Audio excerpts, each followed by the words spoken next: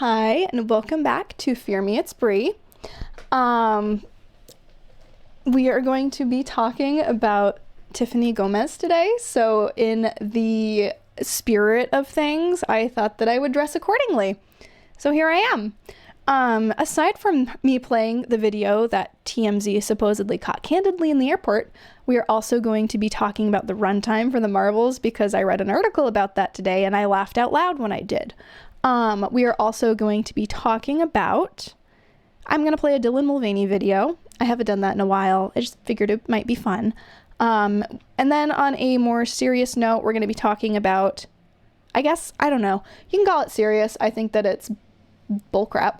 We're going to be talking about that New York Post article I brought up last week about the guy that would love for lockdowns to come back, or the gal, I don't know. I didn't catch who the author was. And then I might talk about Trump and his trial that's impending, and I might also talk about Hungary apparently providing more aid to the Maui fire victims than the President of the United States is. But we'll see how the show flows. We'll go through the topics I listed first, and then maybe we'll hit those ones as well. If you would like to find me looking a little more normal than this, you can at fearmeitsbre on Instagram, Twitter, all of the places. And without further ado, we're going to pull up Tiffany's video. Yeah, no, I feel like I wasn't going to say anything. I was just going to sit here and let the episode flow and just see if people noticed. But I feel like it's very obvious differences. I would say my eye makeup is not as dark as hers, and she wears fake eyelashes, and I do not. You can very much tell that they are fake eyelashes. Also, my hair is very crispy because of this look. I have more gel than I have ever had in my hair at one time in my hair right now. So we are going to hop down to Twitter and find that video. And I'm going to turn it down, and we're going to listen to it. Or I'm going to turn myself down. So I guess TMZ caught this video, and she showed up at the airport dressed exactly the same as she did the day that she yelled on the plane. Same hair, same everything. It's very bizarre, and it's like her candidly being like, yeah, I'm traveling again, or something like that. And it's like, lady, what are you doing? Are you going out in public and trying to be recognized right now? Is this what you're doing? So we're going to play that. We're going to go over to the little screen. I'm going to make it, there we are. And I'm going to mute myself so that you don't get that echo. And bear with me 1 second, and here. I gotta ask you, how does it feel to be traveling again? Great. You know, in the airport again, after what you went through? A little bit of anxiety, but it's been good. Yeah. So first of all, a little bit of anxiety. Like, I don't think she would be, it's just very weird. Like, is this her standard traveling outfit? If you have anxiety to be recognized as the MFR isn't real lady in the airport, why are you dressed like that? Why aren't you wearing like something to hide who you are? That's a little strange to me that she's just out there dressed like this, just like, oh my gosh, you recognized me, reporters. Hey, how's it going? I didn't plan this. Like, I feel like she's trying very hard to become something, and it's working. Can't fault her for milking the system. All right, let's play a little bit. Are you doing anything differently, like, you know, when you're getting ready to travel, or was there any new techniques you used? No. No? No. And a lot of people are curious what exactly you saw, because you know, you alluded to what you saw, but like we just want to know, like, you know, what That little face she did is kind of funny to me, where she was like, I know, I don't want you to ask this, but I know you're going to ask it of me. And it's like, I feel like she was expecting to be asked that. Also, the frame I have her frozen on is cracking me up. See if I can do it. I don't know. Anyway. You know, I don't know. She planned this. She definitely wants to be somebody, and it's working. I should have screamed in a plane. Not gonna lie. This woman is brilliant. What did you see? I mean, thanks for asking that, but I have been told that I cannot comment on it right now. I see. I see. I'm sorry. Are you going to, like, you know, have a full kind of interview somewhere, or like what's going on? What's the deal? What's the plan rate on? It's going. I feel like it's gonna have to happen. Yeah. So yes, there's some things in the works, mostly nonprofit charity stuff. But I've been trying to like lay low. That's interesting to me that she's like, yeah, no, I'm not supposed to talk about it.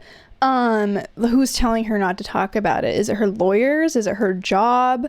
The first apology video was very odd, where she was like, oh, I shouldn't have said what I said the way I said it. I'm sorry that I cursed. And it was like, but she wasn't directly like, oh, I'm sorry I said it at all. So it's like, wait, can you please tell us what happened?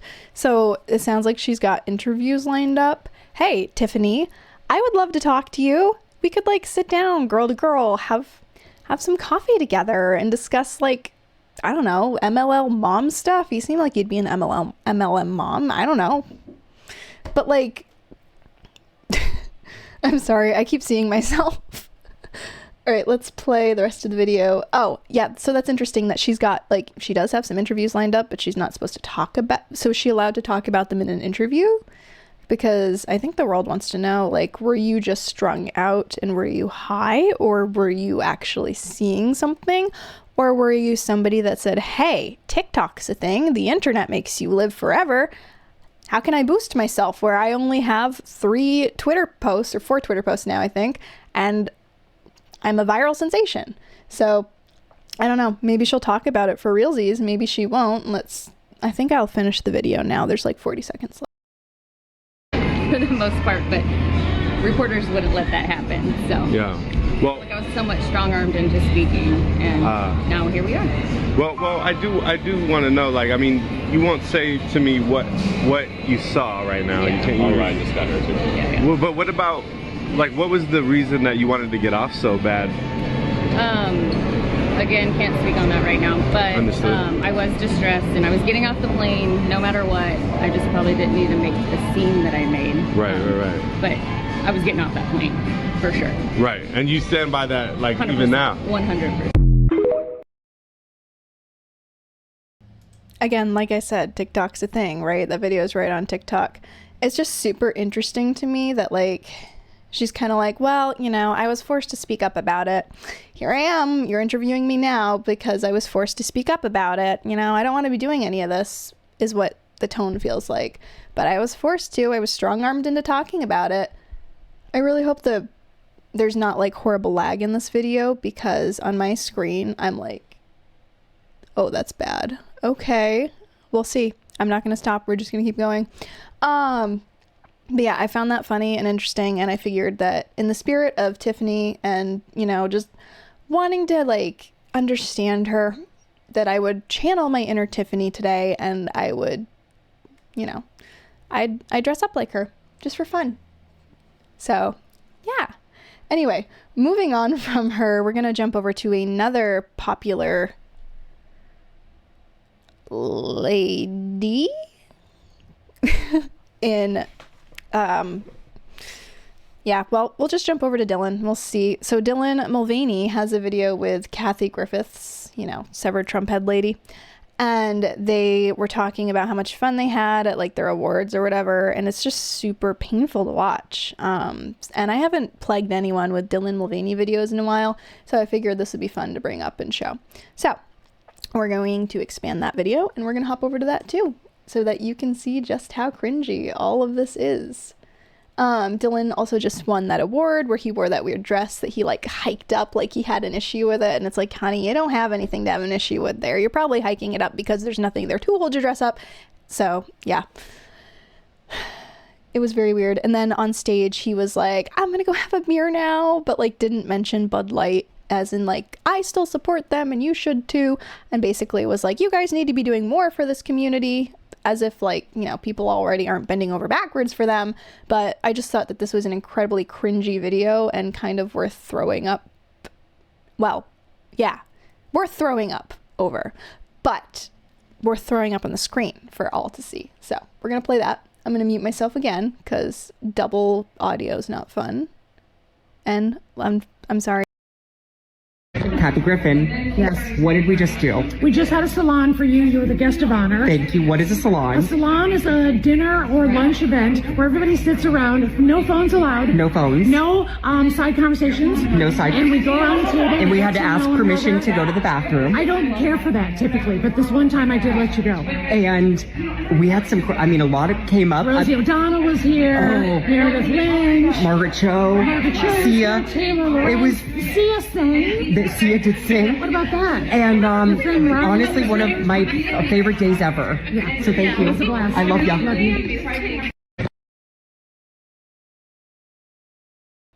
So first of all, that was very bizarre. I don't really like Kathy Griffith's voice. I heard there's very much going on there. Is she trying to like, is she trying to sound like a female Owen Wilson? Like, why is she talking like this? It's very weird. I don't really like it. I've never thought she was funny. And it's just funny to me that like, I feel like that's a really cool concept actually, whatever they just did, the salon, whatever it was, where like, oh, you all sit around and you're not allowed to have your phones. So like your attention span is forced to be on people. You can't leave. You have to like, all right, we're going to chat. We're going to talk. We're all going to just like act like it's 1912 and we're on the Titanic having lunch. I don't know. It's just such a bizarre group of women to do that with, because you've got Dylan Mulvaney, you've got Kathy Griffiths, Rosie O'Donnell, apparently, Sia. So I thought that was kind of funny and cringy to play, because like the way that she like kisses his cheek at the end was very just like, I don't want to do this. I don't want to do this, but I'm gonna like. And what was with Kathy Griffith? She looked like she was, I don't know, she was way too hyper. Anyway, that was cringy. Dylan, I wanted to show Dylan. We're gonna actually get into some stuff that's not just Dylan Mulvaney now, because I have actually serious things to pull up. So let's do that. So the actual more serious things that we're gonna talk about today. The first one's kind of funny to me. It's not serious. Okay. It's the Marvel's runtime reportedly revealed and would break a 10-year record for the MCU. So it's a movie web article. And when I saw that, I was like, oh, interesting. I'm actually so curious. Like, what does that mean?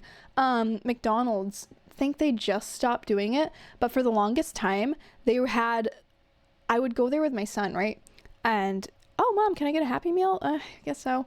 The toys were always the Marvel's toys. And I was like, he's not gonna like that. Not gonna care about that. So I always was just like, no, we're just gonna get chicken nuggets without a Happy Meal and you can share Mom's fries. So like I wasn't gonna get him those toys because I was like, I'm not paying extra for a flippin' Happy Meal for toys that he's like not gonna be interested in, that are stupid anyway, that I don't want to give my child because Captain Marvel's terrible. So I think this movie, didn't they postpone it for like a year? So it's funny to me that they had the toys out for so long. Like for 2 months straight, we'd go through McDonald's and those were the toys. But anyway, we're going to hop over to the screen that has the article, if my mouse will cooperate. So the Marvel's runtime reportedly revealed and would break a 10-year record for the MCU. So again, I was like, ooh, what does that mean? Is it like long or something? The Marvels is rumored to be one of the shortest MCU movies ever. I wonder why. Maybe because people don't have attention spans or they don't want to waste their time on this and they know it's gonna bomb. I don't know how true this is, but I've heard some theaters, I forget what movie it is, but there is a movie that's coming out they're expecting to be bigger around the same time as the Marvels comes out. So I've heard that some IMAX theaters are actually not going to be playing the Marvels on their like the big IMAX screens. They're going to be putting them off in like the side pocket theaters because whatever, I forget what the movie is. I wish I could remember, but they're expecting that to be bigger and they don't want to waste screens on this because they're like, people aren't going to go see this. They're going to go see the other thing. So we'll keep that one in longer and we are not going to make this a front for focus film. So that's not something that's probably going to do very well. The movie brings together Brie Larson, Tiona Paris, and Iman Vellani in a cosmic adventure featuring Carol Danvers, Monica Rambeau, and Kamala Khan. While some may be surprised by the shorter runtime, it could be a positive thing, indicating the story doesn't need unnecessary padding and will be a thrilling roller coaster ride. I love all these like, why that's a good thing articles when it's clearly just like they're trying so hard to cover their bases. Everyone has come to expect the Marvel Cinematic Universe to deliver movies that test the bladder. Okay, I will say when I saw DC The Batman, gosh, that came out, wasn't it like March? So that came out weeks before I gave birth to my second child. And that is a long movie. Was it that one or was that Spider-Man No Way Home? Whichever one it was, I'm pretty sure it was The Batman because my husband went to see it because like the week before I was due, I was like, I'm scared. I don't know if I should sit through. Did I just accidentally? No. I don't know if I should sit through an almost 3-hour movie, 9 months pregnant, with a bladder that's like this big now. So I didn't go the first time he went to see it because I was nervous that, or like, what if I go into labor? I don't want to give birth at Batman. So I didn't go. And then another week went by and I still didn't have the baby. And I was like, I really want to see this in theaters. Let's just risk it. And let me tell you, a woman who is overdue with a baby has the bladder of a mouse. And I'm sitting there and I think I had to go pee within the first 10 minutes of the movie. But I was like, I'm not going anywhere. I'm gonna watch the movie. And I was miserable the whole time, but I watched it. But yeah, I think it was The Batman. But yeah, so for example, movies that test the bladder, let me tell you, it seems this will not be the case for November's release of The Marvels. According to a number of internet scoopers, the rumored runtime of Brie Larson's Captain Marvel Return will not only be the shortest MCU movie ever, but one of the shortest movies of the year. And I wonder if that has something to do also with, one, they postponed it. They pushed it back. So they're probably chopping it up and trying to salvage it because they probably were like, crap, this isn't going to work out. Also, they're probably realizing like our movies aren't doing great, but we need to put this one out. Chop it up, get it out.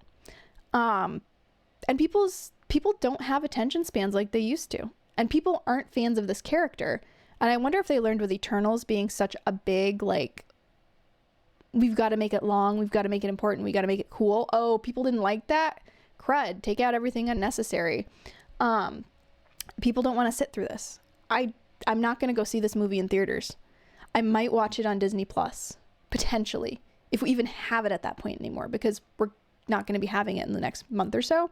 And I don't know if we're going to get it back because it's just not worth it at this point in time.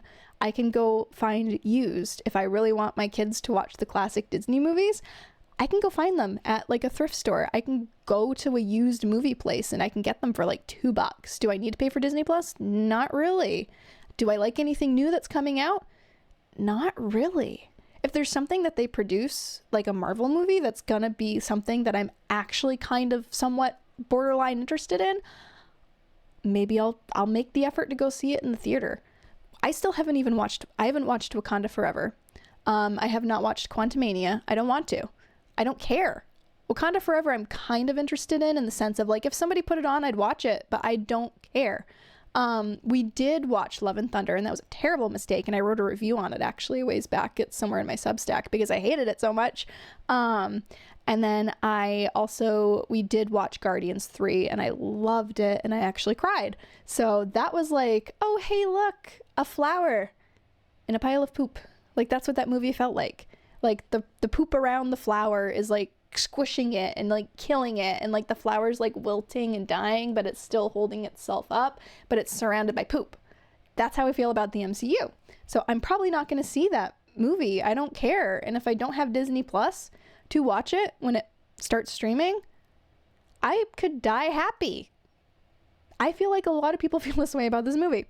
The Marvels, blah, blah, blah, cosmic adventure that will also see the return of Samuel Jackson as Nick Fury, acting as a sequel to Captain Marvel, Secret Invasion, Ms. Marvel, WandaVision, and more MCU projects. There's a lot of expectation on the movie to see about Marvel Studios' year in style and not add another disappointing bookend to match Ant-Man and the Wasp: Quantumania. The latest rumor to hit the internet courtesy of Cryptic HD Quality, the same supplier of early information on the runtimes of a number of Disney shows, including Ahsoka, as the Marvels will deliver an all-killer, no-filler storyline in a paltry 93 minutes. To put this in context, the shortest MCU movie is currently a tie between The Incredible Hulk and Thor: The Dark World. I do remember that feeling really short when I watched it in theaters back in like 2013, which both came in at 112 minutes. While the Marvel's official time is yet to be released, and there could be some tweaks to be made to the final length, it does not look like the movie is going to be it does look like the movie is going to be the shortest of the franchise by some way. And then they go in to say, does a movie need to be long though? Does it? The MCU set itself up at the bringing of huge-scale epic movies with runtimes to match. While most Marvel movies have run for over 2 hours, there have been several that have runtimes just shorter than this, including Doctor Strange, Ant-Man and the Wasp, and most recently, Thor: Love and Thunder. While every Marvel offering does not need to be well over 2 hours long to be impressive, the Marvel's reported length of just over an hour and a half, a length that was much more frequent for movies 2 decades ago, could come as a huge surprise to many. In many ways, though, it is perhaps not a bad thing for a couple of reasons. This is where we jump into well, it's a good thing because we need to justify this really hard to get you to still go see it.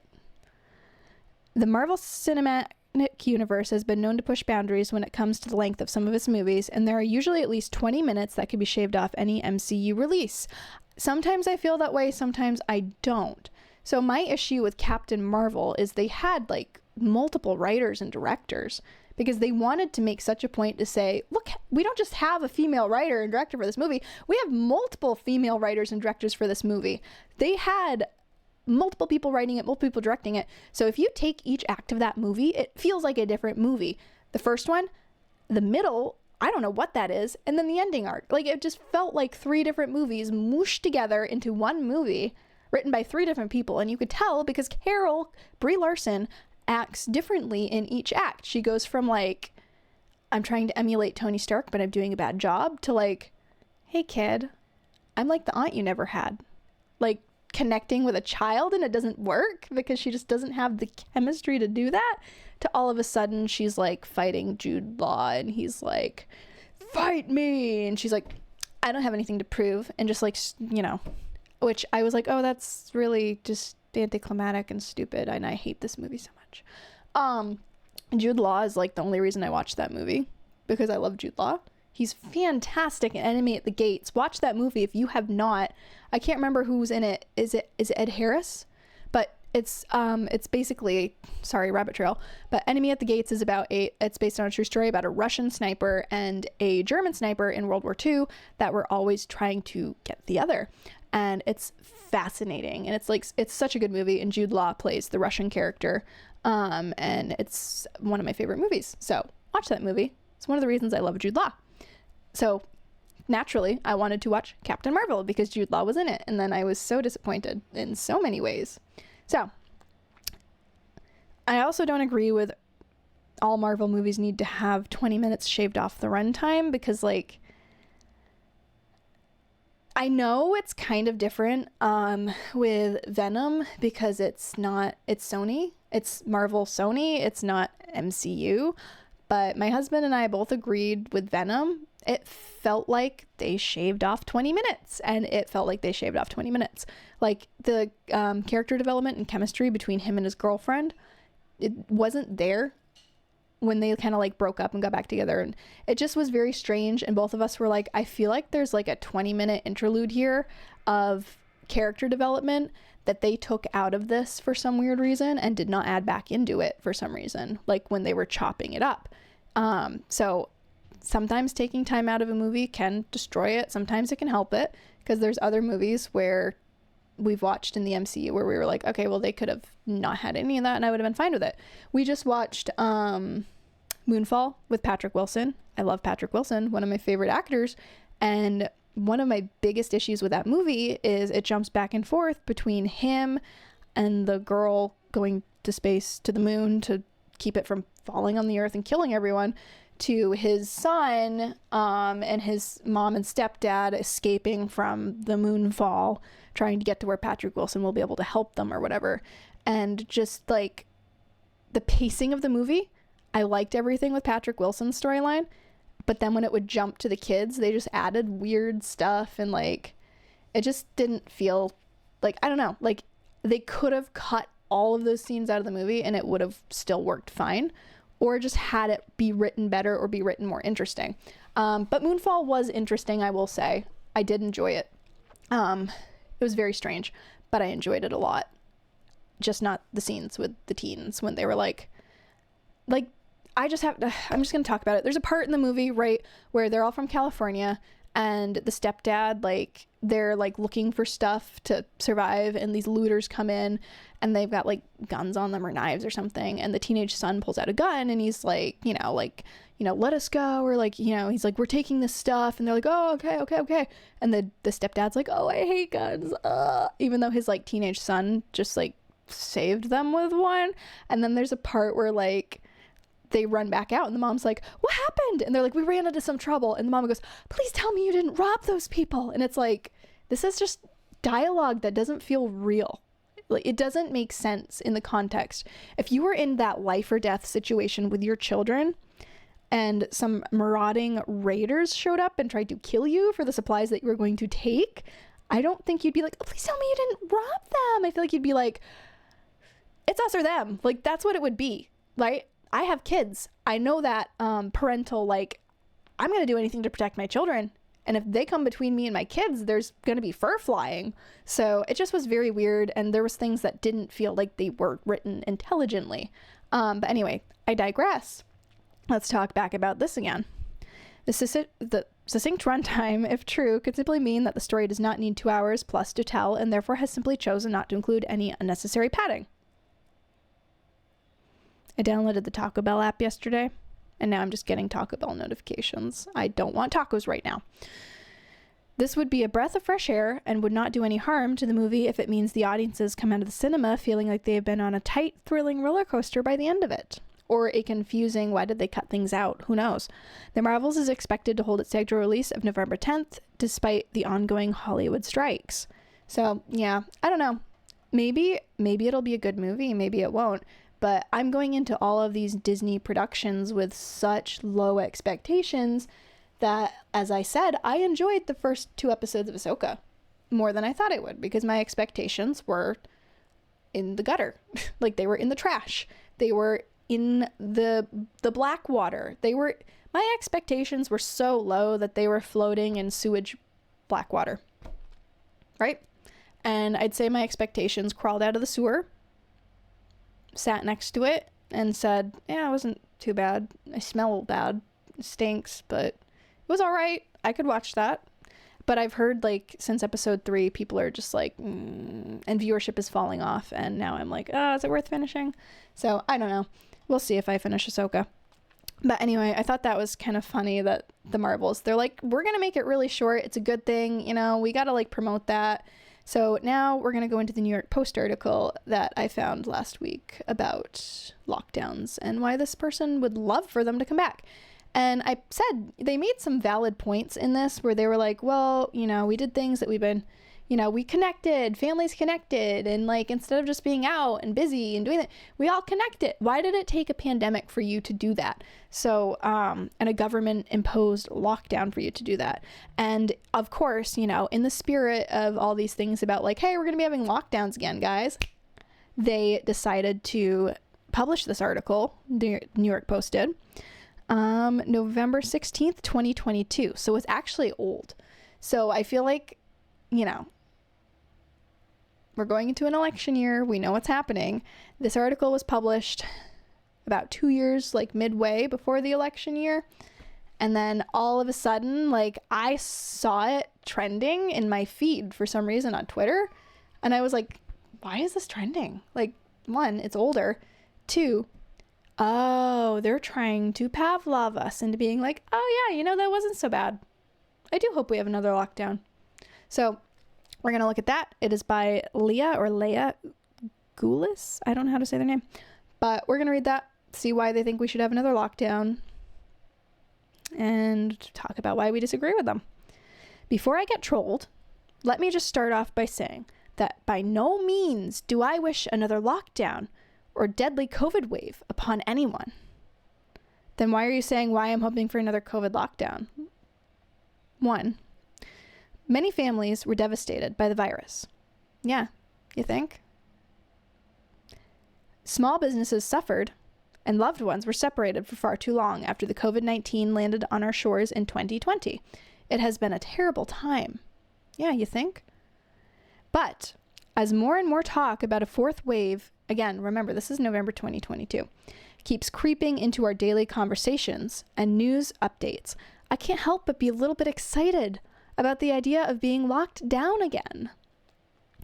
As horrible and confusing as it was when COVID hit our communities hard, there were plenty of lovely moments during lockdown that we should look back on fondly. And personally, if they happened to me again, I wouldn't be mad about it. What? Lockdown provided some really great opportunities to connect and slow down. It was an ultimate reminder not to sweat the small stuff. Don't pet the sweaty stuff. Sorry. And just be present. Here's what I wouldn't mind revisiting because it was truly awesome.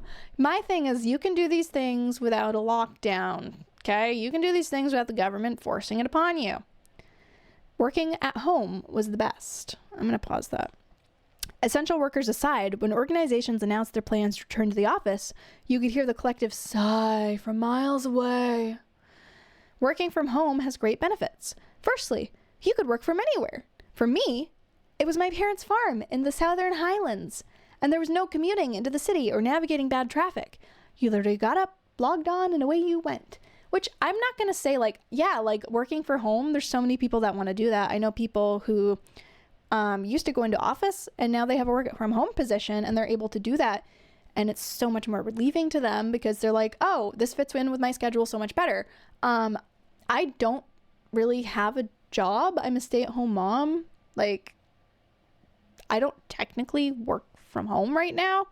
I do some writing and I do this that I don't get paid for this, right? This is just me talking at you because I want to. And it's something I enjoy doing, right? And I do it at home. I feel like there's a difference between me being like, hey, I'm a freelance this, and I don't really get, I just do this because I enjoy it, right? And I'm able to do it from home. You can't always do everything that you love to do and everything you love to enjoy, and you especially can't always do that from home. There was a time where I needed to work. My husband works, right?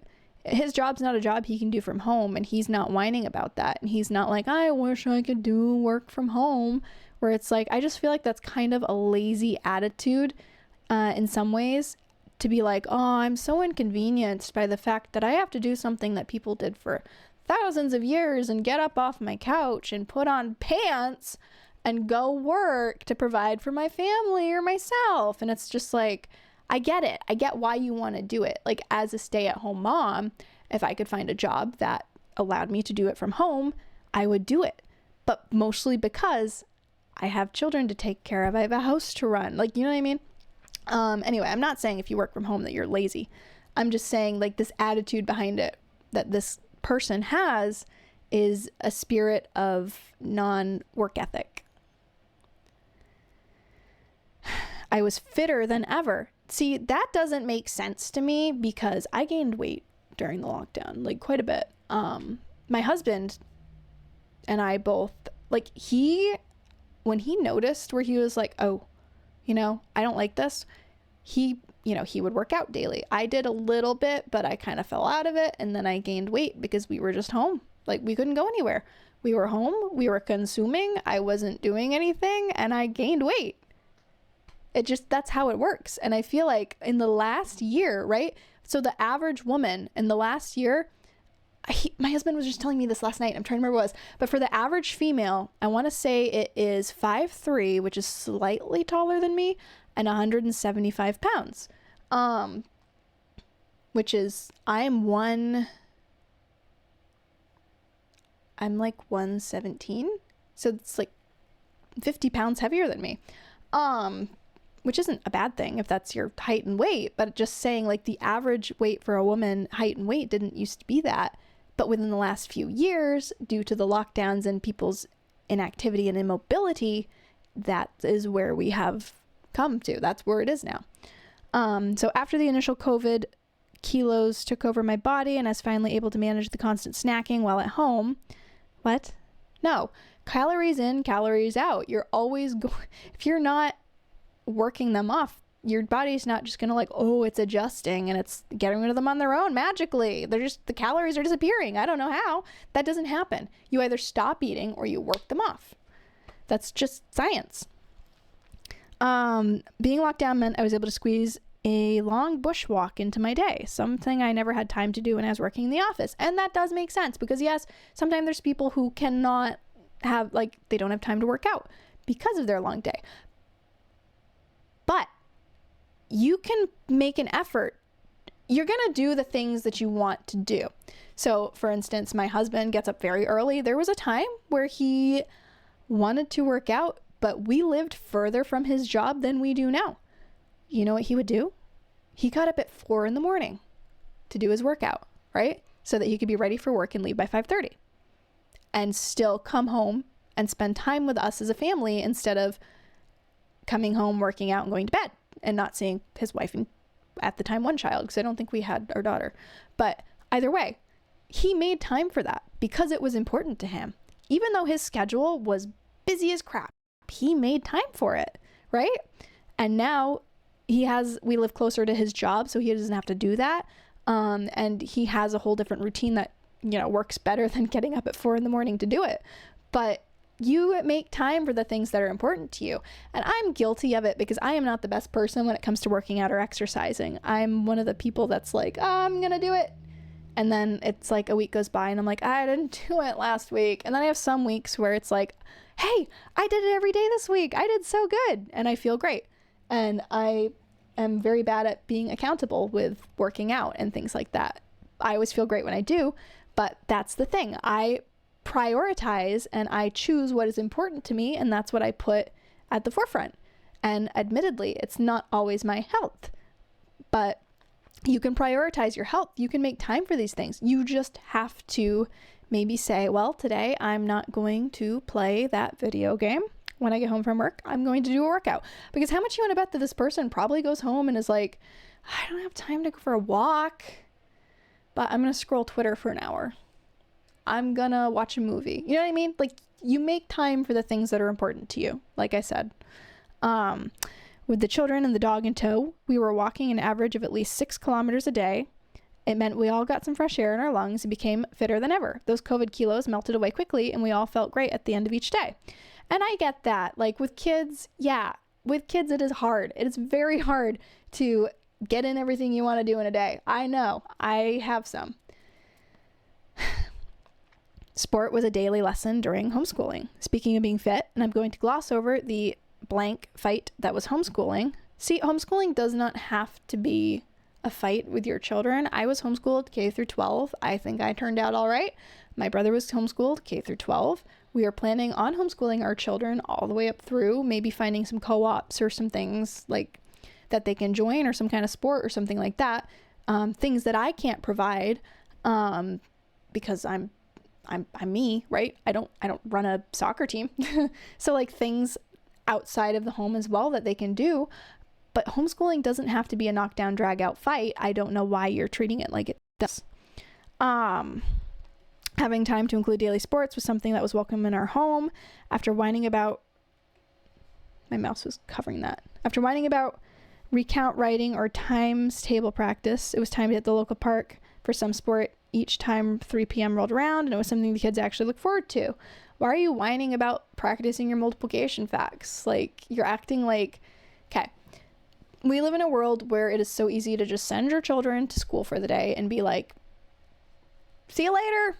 I don't have to deal with them. And granted, as a parent, it is kind of nice when somebody takes your kids for the day or you don't have them for the day and you're like, I have free time? Whoa. But don't even get me started on school. Like, public school is a menace. Public school is a public menace, and it is not helpful, and it is not teaching children something. And there are very good teachers in there, and there are good people who are trying very hard to educate your children. But in a classroom of 20 kids with one teacher, these kids aren't, even if they're the best teacher in the world and they're not teaching them any woke crap and they are trying their darndest, they're not going to be able to reach every kid. Whereas me as a mother, I know what pace my kids need to be at. I know my children. I can work one-on-one with my children. I can help my children. It doesn't have to be a fight, dude, okay? You can tell that this is a family that was like, we've never done this before. What do we do? Go do your homework. Like, you know what I mean? Like, you can tell that they probably were just very, like, stereotypical. Some days it was soccer, other days it was a hit of tennis or hanging out on the swings. It was daily lesson most families enjoyed, not something would have been done if they were kept in the classroom for a normal term. I mean, you could put your kids in sports or gym or things like that. Like, what? Okay. You had to be locked down for your kids to play soccer? Do you not just have your kids play outside? Were you not going to, like, enroll them in the school soccer team or something? Like, that's very odd to me. That's odd. Does this not strike you as weird? We were able to tackle projects we were putting off. Yes, when you're home for like long periods of time and you can't do anything else, you get bored and you're like, I'm going to paint the house. I've been meaning to do that for years. I got the time now, right? But again, you make time for things that are important to you. And granted, like I have a father who is a very hardworking man, and he had a lot of projects growing up that he didn't get to for a long time that were just kind of pipe dreams that he's finally able to get around to now that they're older and they're more established. But he was working 24/7 to support us, to support, his wife and kids. And sometimes when you're out there working and supporting someone else, you don't have time to do those things. So I do get what he's saying there, where it's like, yeah, now you have unlimited free time. You can get some stuff done around the house. It makes sense. For months, I kept pestering my husband. Okay, it is a woman that wrote it. For months, I kept pestering my husband. Actually, maybe not, but probably. Anyway, I kept pestering my husband to build a small veggie patch in our garden, but working full-time for us both meant we never had the time. Makes sense why she was mad about having to homeschool. She was a full-time working mother. And our weekends were always filled with kids' birthday parties that prevented us from doing anything at home that we actually wanted to do. Again, you make time for what you want to do. But when lockdown hit and we needed to fill our days, it meant we were able to tackle projects such as the veggie patch, and everyone got involved because it meant we had something to do. My veggie patch was built over 2 days, and we all enjoyed getting out in the garden, filling it with soil and planting the veggies. I know, very wholesome of us. Okay, as a kid, I was the one who was in the garden picking beans every other day. I was weeding the garden. My parents were very busy people. They ran a business, and they still had a big garden that we all tended to. Like, this garden was like 30 tomato plants, 6 rows of beans. There was one time where my parents so my brother and I both had friends over, right? And there were 6 of us, and my parents, or 4 of us, whatever it was, my parents were like, there's one kid for each row of beans. And my friends were like picking them, and they were like, this is so fun, because they didn't have gardens at home. So they were like, this is a blast. We love this. And they're like picking the beans and going through the garden. And my brother and I like, yeah, fun for you. We have to do all 6 of these rows by ourselves every other day. So it was like funny that they were like, we love gardening. Woo! And we were just like, you wouldn't love it if you had to do it every day. So, we made time for that. Like, my whole family did. My dad would get out of work, sometimes very late at night. He'd go out and water the garden. Again, you make time for the things that are important to you. Clearly, none of this was important to her before. Or maybe they were, and she just was a poor manager of her time. Happy hour didn't actually have an hour. So you were day drinking? Like 24/7? What?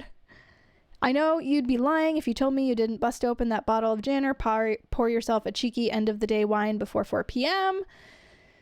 Being at home meant that we were able to celebrate crawling to the end of a combined homeschool daycare and work day with our tipple of choice any hour we pleased because we had nowhere to go. That's a really poor argument for wishing lockdowns would come back. I got to day drink. Like, okay.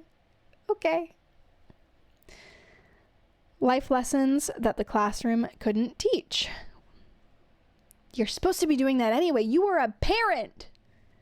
When we were told to homeschool our little ones, I was determined not to let this experience be a negative one. It doesn't have to be. When you go into something saying it's going to be a negative experience, I must combat that, it is automatically going to be a negative experience. For a long time, I was hoping for some free time to teach my children how to ride a bike without training wheels, and I decided lockdown was our time to do that. The kids were excited to get out their bikes for practice each day and didn't take long to pick up the skill. Life lesson nailed, thanks to COVID. Okay. That was a propagandic fluff piece that just kind of makes me want to tear my crispy Tiffany hair out. Where's the mouse? It went away. Come back. Come back. I'll never let go, Jack. All right.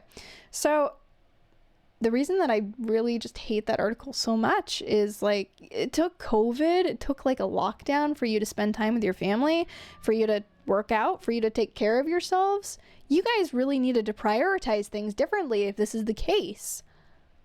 Granted, like, my husband and I found that with the lockdowns. We were like, whoa, we have time. What do we do? Let's get Hulu. It's free for a month. Let's watch some shows we've been wanting to watch but haven't. Like, you know what I mean?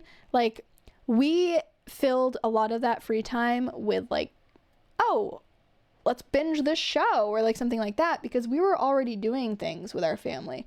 We already were spending time with our kids. We were already like, well, our kid, we only had one when COVID happened. It's weird to like look back at a time before we had both of our children, because it's like, we feel like we've always had them.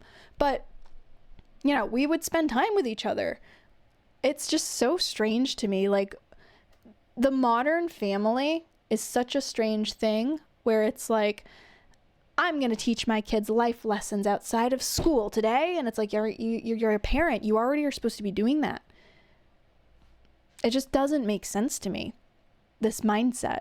And maybe it's because I was raised in a home where, even though my parents were they were busy people, they were very much involved with my brother and I and the older kids' upbringing, my older siblings. You know, they were very involved in our lives. They always knew what was going on. We always would talk. My mom homeschooled us, K through 12. The older kids went to school. And then when it was time for my brother and I, they were like, well, we're not sending them to public school. And the place they wanted to send us, at the time, I don't think it was doing past high school. It was a small private Christian school, and they only did, I think, up to like 6th grade. So they were like, you know what? We're going to do it. We're just going to homeschool. We're going to go see if we can make it all the way through, and we're going to homeschool. And we did. I did homeschool through an actual, when we hit high school, my mom switched curriculums over to an actual high school's curriculum that we got in the mail and stuff. I could have actually gone to the state it was based in and walked with my graduation procession the year that I graduated. I didn't know anybody. It was weird. I was like, just send me the diploma. I'm fine with that. I did fine. It was great. I had friends. I wasn't some weird closeted, I don't talk to anybody, I'm a homeschooler. We had events. We were friends with people, right? My brother was a little more hands-on with his learning, so my mom learned that she had to adapt and adjust to that. And eventually, you know, he was thriving as well once she figured out a routine with him. So homeschooling doesn't have to be this knockdown, drag out thing. My ears are burning, by the way. Like, I haven't worn earrings in forever, and I wore them for this, and I think I need to go take them out. So I'm going to end this episode with this. Sorry if it was chaotic, because I keep seeing myself and giggling a little bit. I think tomorrow I will bring up the Trump trial stuff, and I will also bring up what else I said I was going to bring up, which is about Biden and the Maui fires, which we're not really supposed to talk about anymore, I guess. So that'll be fun. We're going to end this here because it's been about an hour, and I hope everyone has a great afternoon, has a great day. I'm going to try and record tomorrow, but I also have somewhere to be tomorrow. So I'm going to try and get it in, and if I am not able to squeeze in time to record, I will try and be back on Monday, because that seems like the next available date for me to do this. So hopefully there's more than one episode this week. If there's not, you can find me at fearmeitsbre on Instagram, Twitter, YouTube, all the fun places. That is what I am, except for Rumble, where I'm still trying to figure my account out. It's either Center Conservative Mom or something, or it's fearmeitsbre. The name shifts. Sometimes it's one or the other. I never know what my name on there is going to be. So you can find me at those places. Hope you have a great afternoon, and I will be back either tomorrow night or I will be back on Monday.